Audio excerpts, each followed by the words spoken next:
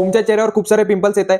सर्वात आधी पिंपल्स येण्याची कारणे समजून घेऊया. पिंपल्स म्हणजे त्वचेवर उठणारी लालसर दुखणारी फोड. सामान्यतः ही चेहरा, कपाळ, मान, पाठ आणि खांदे यावर दिसून येते. ही पुरळ एक त्वचारोगाची स्थिती आहे बेसिकली, आणि याला मोस्ट फेमसली आपण ॲक्ने वल्गॅरिस नावाने ओळखतो. याचं मुख्य कारण आहे सेबेसियस ग्लँड मधून होणारं सिबमचं ओव्हर प्रोडक्शन. आपल्या त्वचेवर सेबेसियस ग्लँड असतात ज्या सिबम प्रोड्यूस करत असतात.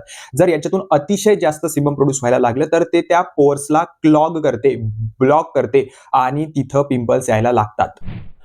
आपल्या त्वचेवरील मृत पेशी, डेड स्किन सेल्स जर व्यवस्थित निघाल्या नाही तर ह्या सुद्धा पोर्स ब्लॉक करतात आणि पिंपल येतात. प्रोपिओनी बॅक्टेरियम ॲक्नेस हे मंगळावर राहणाऱ्या एका एलियनचं, गंमत करतोय, हे एका बॅक्टेरियाचं नाव आहे.